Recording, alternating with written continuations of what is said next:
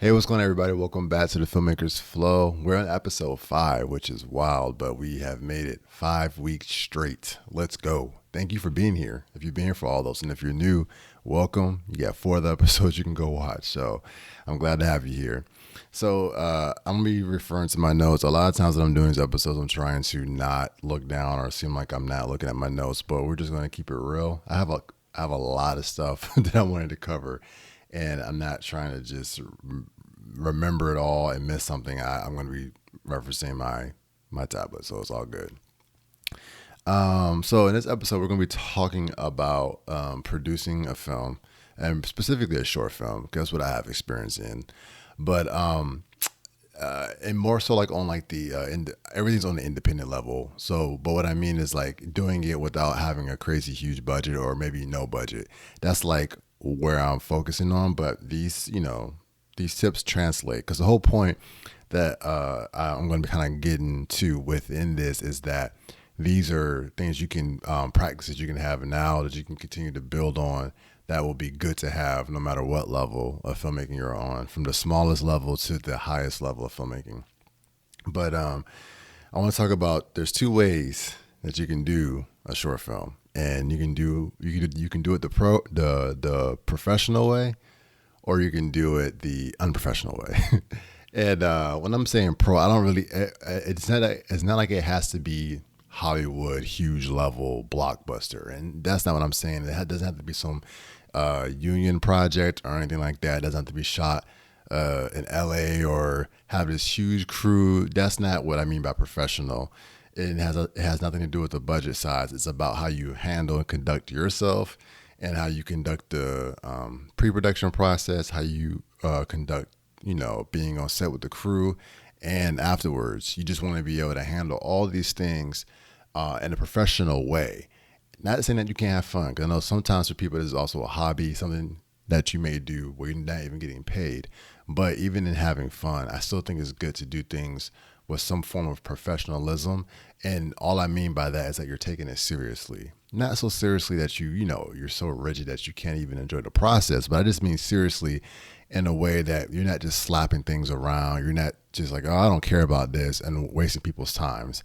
So that's what I'm going to be covering, is basically how to be efficient, make sure everyone knows what they're doing, and not waste people's time, especially on this level, because if you're not paying people, then you definitely want to make sure people feel like their time is not being thrown away. All right, so the first thing I want to talk about is breaking down the script. This is very important, and one of the reasons why it's important, speaking as like a director, so one of the reasons why it's important for a director to do this, and a producer too, but it helps you make your shot list. So as a director, you want to be able to go through, know the script, especially if you didn't write the script. You got to really know what the what it is you want to go for in this film, so you can get your shot list out of that, which is super big, super important part of it. Because if you don't show up with a shot list, it's going to make things really difficult when you're trying to communicate shots and setups to other people and other crew members. And I'm gonna get into that some more later.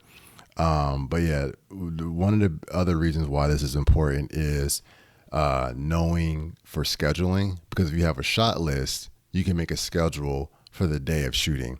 So that way you go into it knowing how many shots you're planning to get, and you can build time, because each shot takes time, and you have to budget your time out to know how long the shoot day will be, how many shots you're planning to get done.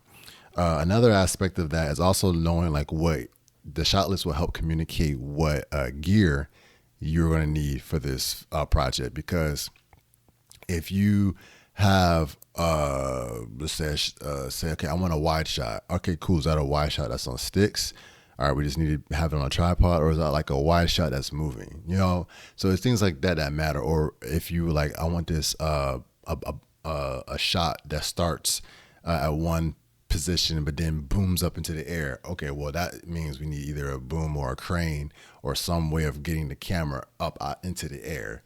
So hopefully this is making sense. It's like, oh, okay, yeah. Once you describe what the shot is that you see in your head, now when you're communicating to other people, you're like, okay, yeah, we're going to need this piece of equipment to achieve that shot. All right, so we're back. We're rolling. I had a little malfunction with the camera, but we're good. But basically, what I was getting at was talking about the shot list. I was talking about the shots and specifically, oh yeah, communicating your vision to other people, being able to get that out. So the shot list will help people know what it is you're trying to do, and it's not to, make it so where you can't have any freedom or you can't be creative on set. It's not. It's not about that. It's just making sure you have everything on the day that you need. Because if you show up with no shot list and you didn't talk to your crew about what you need, no one's gonna know what to bring, and you can't be like, oh, can we do this type of shot? And they might be like, well, we don't have any of the gear for that because we didn't know what we were supposed to be bringing. Not that you would even make it that far, because I don't know what crew's not going to ask you these questions, but this is why you need to have these answers, have these things answered for people. Another thing I'm going to talk about with breaking down the script is characters. So obviously, if you're directing, producing, we all know you have to have actors, so that's kind of a given. But you to have more than just your main actors. It's not like it's only the people with dialogue. There's going to be extras in your film. Probably, let's just assume that there's people in the background. Let's say you have a scene where there's two people talking at a restaurant. That restaurant is most likely not going to be empty unless it is empty for story reasons. So if it's just a normal restaurant, you're going to want to fill it with people, at least a couple of other people, like somebody who's working in the restaurant, a waiter who's coming to, serve them or something, other customers. Maybe you want people outside walking by the window, whatever the case may be. These are things you got to also consider. Okay, the setting, let me read the script and break it down so that way I can see the setting. And do we need other people to be in this room or in this scene with the main characters?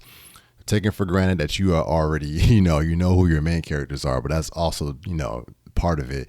But assuming you already got that part down, make sure you're not missing any other characters that need to be cast it with people. Like, you're going to need other people in there. So that's also an important part of it. Something else that the breaking the script down and, shot listing in general, but this breaking down the script in terms of wardrobe, hair and makeup, and like props and things like that. So it's more than just the director knowing what shots they want. Obviously that's a huge part of it, but there's also things that fill that shot up. So with the characters, what are they wearing? What is their hair and their makeup need to be like? Is it special effects makeup? Is the costumes or things? Is it period piece? Does it have? Is what they're wearing? Is what they're wearing important? Do the colors matter? Props. What are the things that they're going to be interacting with? So as you're reading the script and it says this character picks up a water bottle. Okay, that's a prop. That's not just something that's just setting in the background. It matters. Okay, what type of water bottle does it need to be? This for story reasons. Then there's the, I guess, licensing reasons or, product placement reasons. Like, okay, well, make sure you don't show the bottle, the logo on the bottle. So it's all types of things why breaking this down to all the elements that make up the story, because it's not like a book where you can just write whatever you want and it doesn't matter because people are just reading it.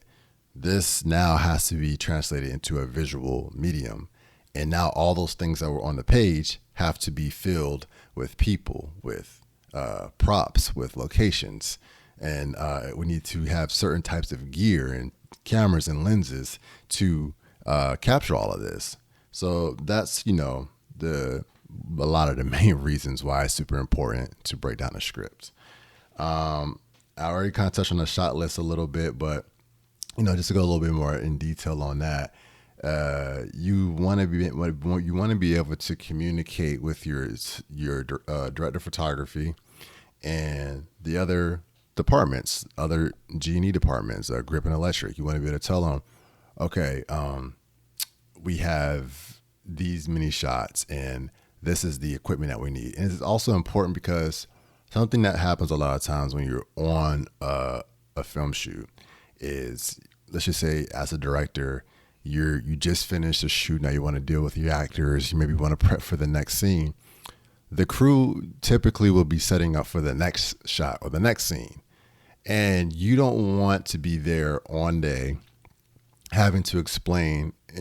You still might have to this kind of happens on independent films sometimes, but you don't want to have to be telling them word for word what every shot is after every time you call cut, because now you want to go handle something else. And obviously you're the director, so you have to be involved with every aspect of it. But I'm just saying, if the crew is, if you call cut and the crew has no idea what's next because there's no shot list, they're sitting there waiting on you. The actors are sitting there waiting on you.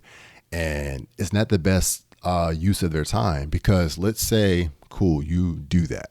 You tell them what shot you want. And now they're going to begin to go get the equipment, get things set up.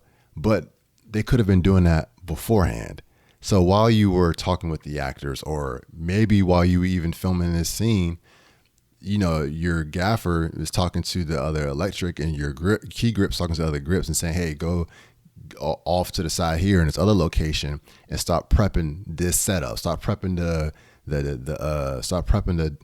dolly and getting the track laid out. Start prepping these lights that we're going to bring into this scene. Or if you have the fortunate enough to be in a whole nother part area, they could be pre-lighting because you're about to move locations. Whatever the case may be, you can plan your day a lot better and be in a much better position and more efficient if your crew knows what the setups are without having to talk to you, the director, after every shot. I know that's not always you're not always going to have that situation. I'm talking about, this is me, in this scenario, you have all these different positions filled out. But even if it is a smaller crew, it's still good to have, because people can be looking at it. And then maybe your DP can be looking over the script and it's like, oh, okay, so we got to get this covered, boom, boom, boom, boom, boom. And I mean, you've probably already done this ahead of time anyway, but I'm just saying on the day, it's like, oh, well, we're doing this. Well, while we're shooting this, so-and-so can be getting this set up for that next thing. You know what I mean? Man, this monitor is fighting me today. All right, we had to do another reset there to get repositioned, so the shot looks off a little bit. You know why.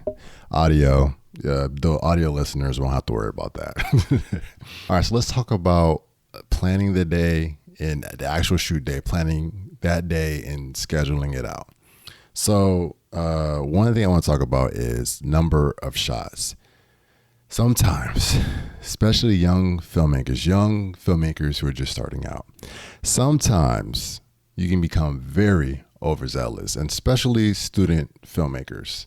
This is who I'm talking to the most on this one, and probably some indie ones too, but specifically student filmmakers. I think as students, it's like this. It's for some reason in your mind, you just think you can do everything. I know, I'm speaking from experience. I was there. I did the same thing. And we just try to cram so many shots into one day.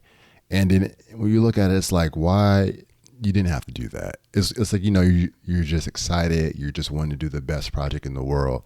And you feel like your student film is going to be the most important thing ever. And from my experience and talking to other filmmakers, and I think if you listen to any other filmmakers out there, they're going to tell you, they're probably going to say that your student film doesn't matter. Now, I'm not trying to be cruel. I'm not really going to go that far and say that your film does not matter, because you could be someone who is the rare exception. But I know we all feel like we're going to be the rare exception. Regardless, even if you are the most talented filmmaker on the face of the planet, there's no need to be trying to cram 500 shots into an 8-hour day. I just don't see a reason why, and especially for like a short film. How long is your film? Why do you need that many shots? I'm exaggerating with the 500 a little bit, but I've seen it where it's like so many shots, and it's like, okay, look, let's just tell a good story. Let's simplify this. We're on a student level. Especially when people aren't getting paid, it's like, let's not waste people's time. And that kind of ties into another point I have, which is like, make sure that you make your days. And this is why I stress not overshooting, because for one, you want to be able to have quality over quantity. You want to have good quality shots. The other thing is, if you shoot so many, you're going to rush and then not going to have quality, but then you're also probably not going to make your days.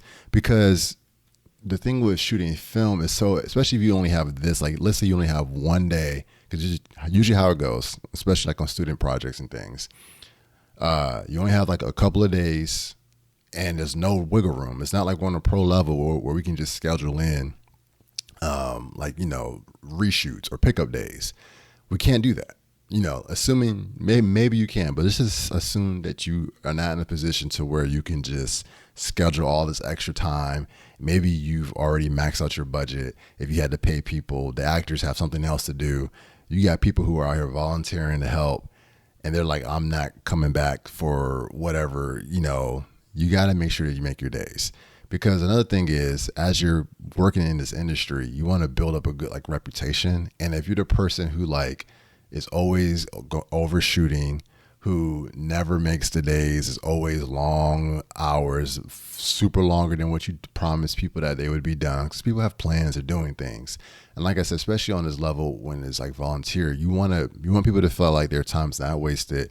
And you want people to feel, like you want them to feel like their time is valued and that you appreciate them. And that's why it's like with this industry, like when you're shooting, you can't just stop. I mean, I guess you could, but if you don't have the coverage, what was the point? We all wasted our time. So it's not likely that you're going to stop at the hard stop at this time and you didn't get any of your shots. So you want to make sure that you shoot in a way to where you're not stressed, relax, especially when you're starting out. Let's keep it down. Let's try to just do 10 shots a day. Let's see if we can do that, let's not go over this many shots, and then that way you can time it out. Like, okay, we got 8 hours to shoot. We got 12 hours to shoot. We can do this many minutes per shot, and that's a good way to go. I mean, sometimes with the whole minutes per shot thing, it could vary, but you want to kind of like try to be, even if a shot you don't think is going to take you that long, try to budget in more time for it if you can, because even if you do finish it faster, the time you saved for that could help you somewhere else. Because to be honest with you, most likely something's going to take longer than you thought it was. If nothing goes awry and everything is smooth for you, perfect. But typically that's not how it goes. Even if everyone is doing their job and being professional, something can happen, and you don't want to plan, especially with shooting films. There's so many moving parts. You don't want to plan for perfection. I'm not trying to be negative and say I expect everything to fall apart. All you're doing is basically just giving yourself room to breathe. So that's what I'm getting at with that. Something else, I hope people don't do this. I really hope people don't do this, because this is horrible if you do. But make sure you provide food. If you have people out there shooting, if you're bringing people out to help you, please feed people. That's the bare minimum. Even if you are paying people, you're still supposed to do that. But especially if you're not paying people, you gotta feed them. Because I'm like, come on, man, 8 hours. Because especially if you're trying to shoot any size like if it's multiple page script, you're not gonna finish that off in a couple of hours, typically, depending on what you're doing. But usually 8 hours is what you need at least. And then sometimes shoots can go to 12 hours. So you got to feed people at least one break. And I say at least 30 minutes. And if it's going to be a really long day, you should probably have multiple breaks. But at least have that, a 30-minute break period, because what that does is it also helps your team not to get burnt out. Even if everyone's super excited about the project, you're still a human being with a body that needs energy and needs rest. So you got to feed yourself. And it gives time for people to kind of like reset, get themselves rejuvenated, ready to hop back into it. Because you don't want people like just dragging and being so tired and that, in their in the best headspace, especially your actors, and your crew. You don't want people to be not paying attention or to be like, oh man, this is horrible. You want people to still feel good about it, even at the end. People are excited when it starts, but you want them to still feel good about the project toward the end. And I know you can be tired, so I'm not saying that everyone's going to be 100% energetic like they were when they first started, but you want people to be like, all right, at least I ate and let's get a chance to relax and chill. So, it just kind of helps keep morale up.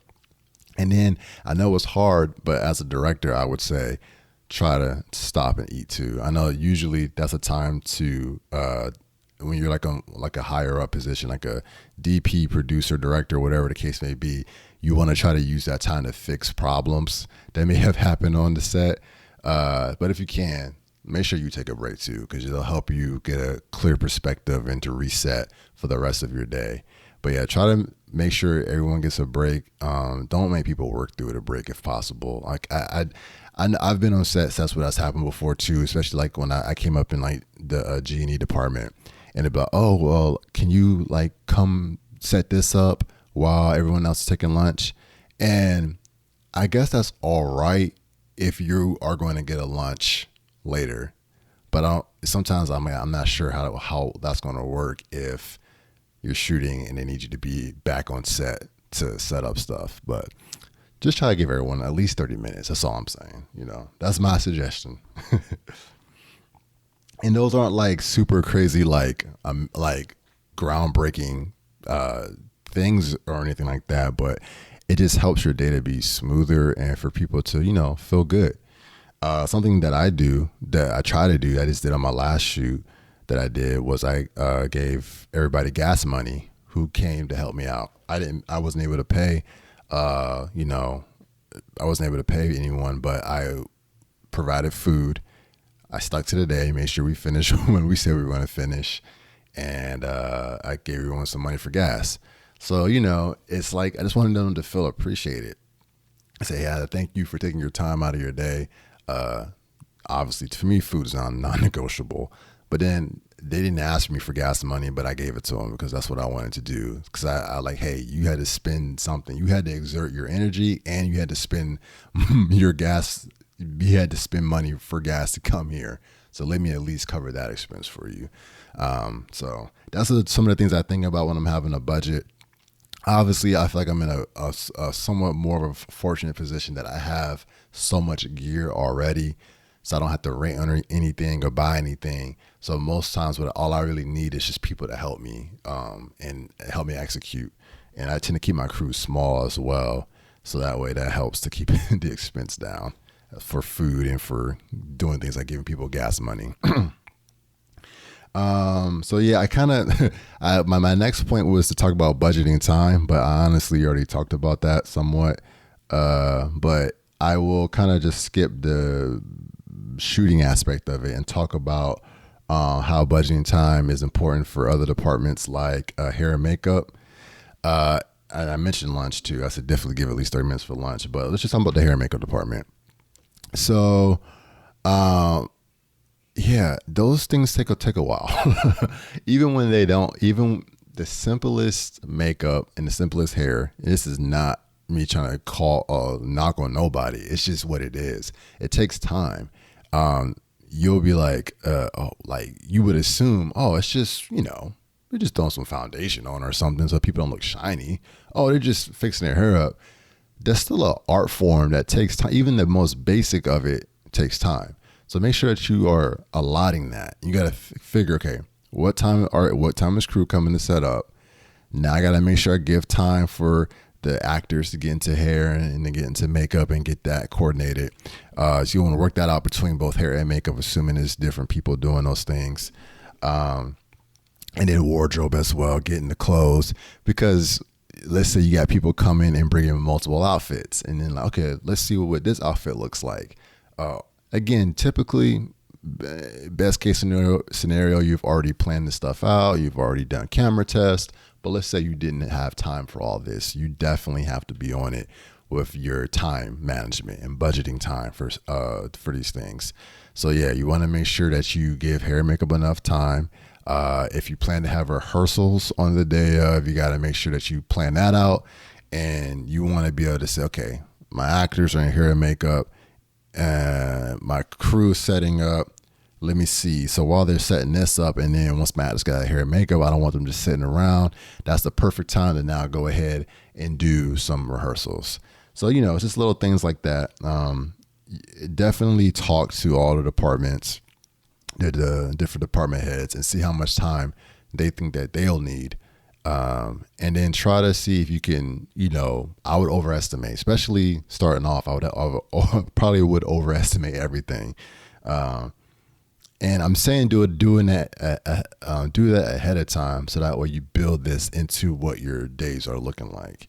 And if it's like too much, like if you're being reasonable with time and it's too much, you maybe you need to pare back what you're trying to shoot. Maybe you need multiple days of shooting, and like, okay, realistically, we can't get all this done. So what can we cut? What can we change?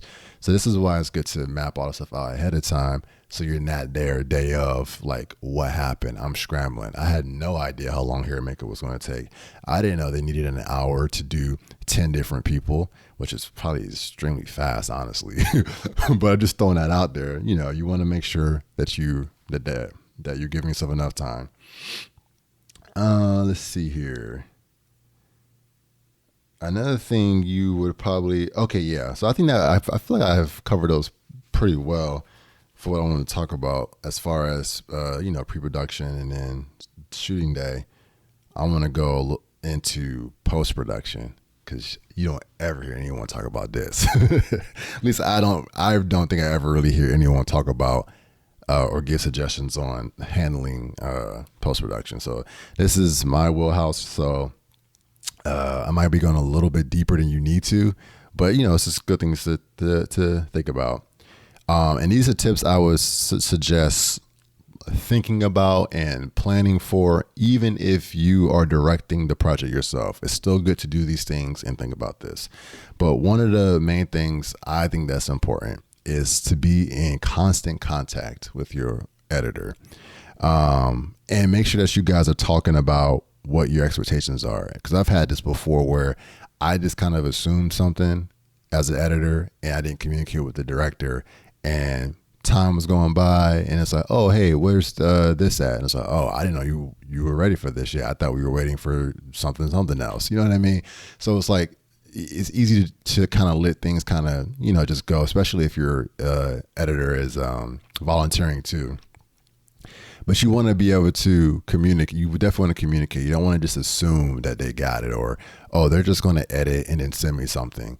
Talk about it. Like, hey, and make sure you guys agree on it. It's like, hey, or I want to have can we do multiple versions of this as we're going? So I would suggest doing a rough assembly edit, and ask your editor their process and how they like to work. But you want to get like, hey, can I get a rough assembly? And in that way you can get eyes on what they're doing at first, so that way you can both see what you have. The rough assembly is kind of everything's out there. It's no pressure. It's not like all the edits have to be perfect. It's more of let's just get everything on the timeline, everything mapped out, and then you can see all the footage you have based on how you were seeing it as a director. And then they can go through and then like have a timeline. So like, okay, within 3 weeks of this point of delivery that you got the footage, we're going to do a rough assembly. I'm just throwing numbers out. It could be less than this. And then it's okay, cool, rough assembly. You look at it, you see it, cool, sign off on that. All right, now the editor is going to go back, and then now they're going to go into doing a rough cut, or maybe they're going to do the editor's cut now. Whatever the case may be, but you already have mapped out beforehand, and doing a contract's not a bad idea for this. Not to like be like scary or anything, but just so you guys both are able to stay on track and know what's good and like what you're doing. But like, all right, there's going to be a rough assembly at this date or this time frame, and then you guys, cool, check that, got that. There's going to be a rough cut at this time, cool, got that.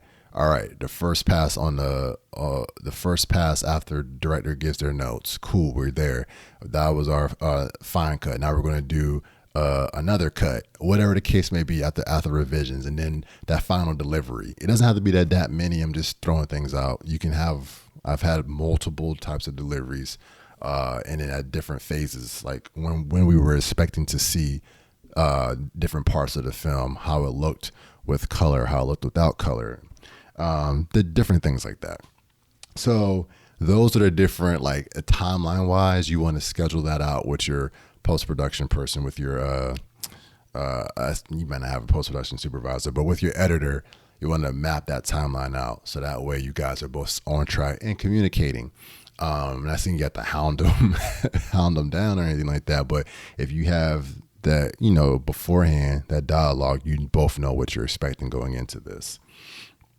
So let's talk about backing up. Yes. Yeah. Oh yeah. This is one of those ones. I think everyone generally gets it, but I still hear so many stories of people losing like everything. I'm like, oh man. So you want to make sure you're careful. I thankfully have not had this issue, so I would just make sure that you stay as careful, have as many backups as you can. So I think I have a 3 backup type scenario that I like to do when I can, because sometimes it's like maybe I don't have enough space to do it. But assuming best case scenario, what I will try to do is whatever media we use to shoot with, so just say SD cards, I will basically archive those. These SD, and while I am editing that project, and I kind of do this with all my stuff, even YouTube videos. While I'm editing that project, these cards are not getting formatted. Some people will probably tell you don't ever format. And if you have the money, which is not a bad idea, if you like budgeting in your films to buy SD cards, more power to you. Do it. That would be a wonderful, and I might start doing that one day, where I don't ever touch this card again because it has the raw files of the film. So that's, to me, one. That's like the original, but that's one backup. That's one point of storage. Those cards are now archived. I have dumped the footage off those cards onto an SSD, and that SSD is what I'm editing the project with. So that's a backup, but also like the working file. So this is what I'm using to edit with. Then I will put it on a hard drive, not an SSD, just another hard drive for storage. I'm not editing on that hard drive, and I have a hard drive that I don't edit with, that I would just take projects when I'm done with them off of my SSD and then put them onto my hard drive. And that's just for storage purposes. I just store old projects on that. So I would store that there. So that way now I have another place for backups that's not getting touched. Then if you can, I have not done this one yet, but you could do back it up in the cloud too. So if you have like Google Drive or OneDrive, the thing is that one is just not feasible for me right now because I don't have the budget for projects to be having that much, because it can be expensive to have terabytes of cloud storage. So maybe one day, one day I would do this, be able to back it up in the cloud, when I have more money and more budget to be able to spend on that.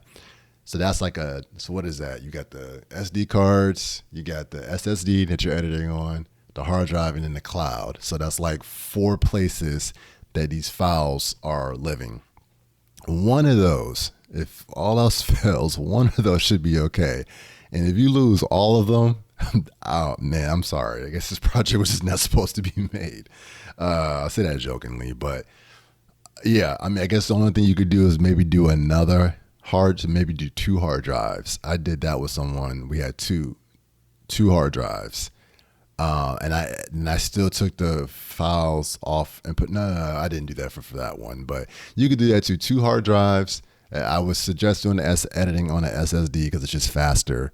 And then the cards, if you are the filmmaker, it's easy to do that, but it's hard to keep people's storage media for their camera unless you buy it for them and say, hey, I'm giving you these cards to shoot on, but these are mine. I want them back so I can use it as a backup. So, that would be my suggestion. Distribution. So let me back up. Distribution, but how you're distributing the film will determine the deliverables you need. So, and by deliverables, I just mean different, formats for the film. So if you're going to put it on YouTube, maybe DVD, not likely, but that's a whole different type of deliverable than you would use for YouTube or for Netflix or something like that. So, these are just things knowing how you plan to distribute the film. Well, I think I just lost the light. So knowing how you are planning to distribute the film will basically answer the question for you, what type of exports you need to make. And that's all I mean. That's what I mean when I say deliverables. So let's say that you're planning to make, what I have up here. So let's just say you want to do 4K or HD for certain streaming platforms. So, okay, let me do a 4K one, let me do an HD one. And then maybe you need to do I know it's crazy, but maybe you need to do a SD, standard definition one for DVD.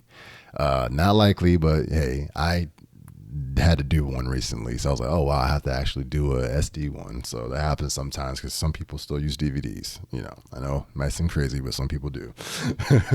What I suggest is to make an uncompressed master. And if you want me to go into more detail on this, leave a comment below, let me know, and I'll make a whole separate video about doing this process on my YouTube channel. But yeah, so basically I would use, not to go too crazy, but uncompressed master. That's like a QuickTime file, essentially the highest resolution you can export it in. And that's basically what you create all of your other exports from, because what it helps you do is it's a great thing to keep for like just back archiving purposes. And I would do one that has like clean, and then one that's like I guess dirty in a way. But basically, if you ever need to pull anything from that later, you can always, like trailers or whatever you need to pull, like a section for promotional purposes. You don't have to go back to the entire timeline and risk something getting moved or bumped when you're trying to do new exports. So it just basically just keeps everything clean. And every time I make an export, I know it's going to be exactly the same because I have this master uncompressed file of the exported film that I am basically making all my other exports from. So that's a trick I learned that we do in the industry with at least where I work. That's how we do it. And it actually has really helped, because it's like when you're doing multiple different exports, I'm not having to check and make sure I didn't bump an effect out of the way, or I didn't move an audio file by mistake when I was doing something or grabbing a section, because that can happen. So yeah, that uncompressed master works great for archiving purposes, and I would do 2 versions. And you don't have to do uncompressed. It can just be, a QuickTime, but like a high quality one, like a high quality QuickTime that's as little as this is why is it so hard for me to say, that has as little compression as possible. So that's what you're going for. And then, like I said, you can make every other export off of that. But yeah, I feel like I pretty much have covered everything that I wanted to touch on. Yeah.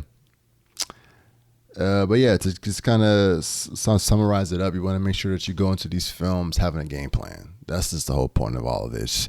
It's not to just be like, you got to do this, all these rules, yada, yada, yada. It's to have some structure, a game plan. So that way you can be free to let your creativity flow and do your thing without having to worry about, did I do this right? Did I tell this person that? Something's going to fall through the crack. Usually it's just kind of how it happens. As much as you prepare, something may fall through the crack, but you want to be as prepared as possible. So that's the whole goal for this. Question of the week for this week is, what is the last film that you saw? What's the name of it? And where did you watch it? Was it in theaters? Was it on Netflix? Was it on HBO? Whatever the case may be. But yeah, let me know. I want to hear it. And yeah, that's it for this week. And don't forget, make sure you get out there and shoot something. No excuses.